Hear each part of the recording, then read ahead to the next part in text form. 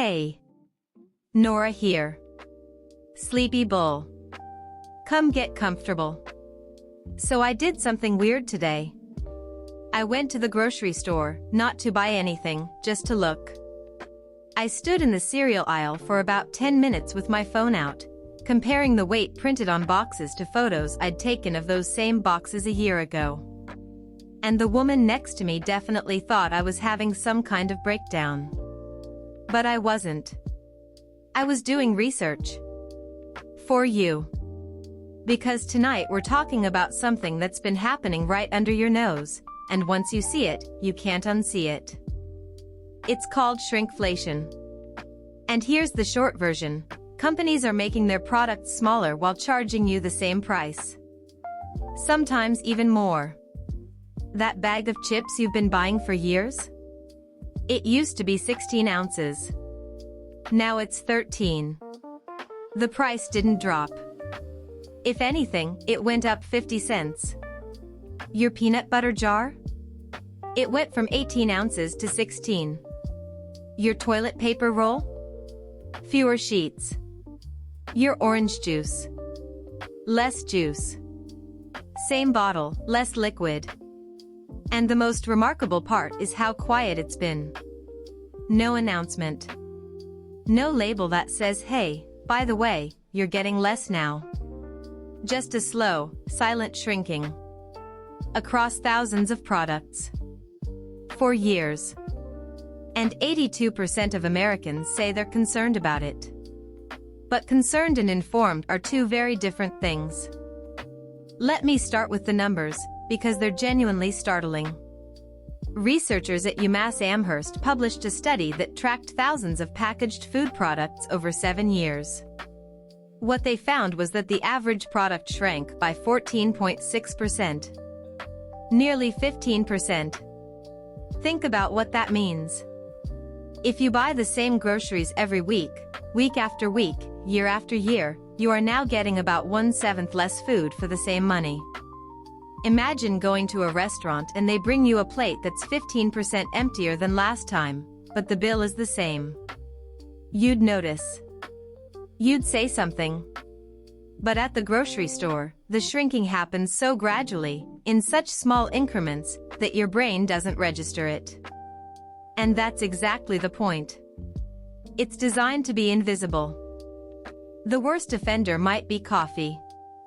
According to the same research, when you account for the shrinking package sizes, the real per unit price of coffee has gone up by 32%. 32. Not through a price increase on the shelf tag, that would be too obvious. Instead, they just put less coffee in the bag. You barely notice because the bag looks the same size. They fill it with more air, or they make the bottom of the container slightly thicker, or they redesign the packaging to feel the same in your hand. It's genuinely clever, in a way that also makes me a little angry. I actually went back and weighed a bag of my usual brand last week against one I bought 6 months ago. Same brand, same label, same shelf position. The new one was 40 grams lighter. I didn't notice until I put them side by side on the scale. And that's the trick, isn't it? Paper towels went up 12% the same way. Fewer sheets per roll, same price. Some brands went from 500 sheets to 420, but the roll looks the same because they just wound it a bit looser. Snack foods contributed 2.5 percentage points to their overall inflation rate just through size reduction alone. The product didn't get more expensive. It got smaller. And smaller, in this case, is just a sneakier way of saying more expensive. Now, I want to be fair here, because I think that's important. Actually, wait, let me rephrase that. I don't want to be fair to the companies. I want to be accurate. There's a difference. Companies will tell you that shrinkflation happens because their costs go up: ingredients, labor, transportation, energy. And that's true. Those costs genuinely did increase. But here's the thing, when your costs go up, you have choices. You can raise the price, which is honest. The customer sees it, evaluates it, and decides whether to keep buying. Or you can shrink the product, which is deceptive. The customer doesn't see it. They keep buying, thinking nothing has changed. And companies overwhelmingly chose option 2. Not because it's the ethical choice. Because it works. Because consumers are much more sensitive to a price increase than they are to a size decrease. We notice price. We don't notice grams. There's a concept in behavioral economics called the just noticeable difference. It's the smallest change that a person can detect. And food companies have entire departments, I'm not exaggerating, dedicated to finding that line. How much can we take away before the customer realizes? Can we remove half an ounce? An ounce? 2? At what point does the bag feel too light in their hand? At what point does the box look too small on the shelf? They test this. They measure it. They focus group it. They run simulations on shelf appearance. They study how your eyes scan a product in the 2 seconds you spend looking at it before tossing it in your cart. And then they take exactly as much as they can without you noticing. I find that fascinating and disturbing in roughly equal measure. It's like a pickpocket who's been studying your habits. They know exactly which pocket you check and which one you don't. They know you look at the price tag but not the weight. They know you compare across brands but not across time. They've mapped your blind spots, and they're walking right through them. Now, here's where it gets interesting from a big picture perspective. The U.S. Government Accountability Office, the GAO, published a major report on shrinkflation in 2025. Their conclusion was that shrinkflation added less than 0.1 percentage points to the official inflation rate. Less than 0.1%. And I read that and thought, okay, that sounds reassuring. But then I thought about it more carefully. The CPI, the Consumer Price Index, is supposed to measure how much prices are going up. But if the product is getting smaller and the price stays the same, the CPI doesn't fully capture that. The price per unit is going up, but the sticker price isn't. So the official inflation number is, in a very real sense, understating what you're actually experiencing at the checkout counter. The GAO said it's not a big deal for the economy. But it's a very big deal for your grocery budget. I talked to my mom about this last week. She's been grocery shopping at the same store for 20-something years.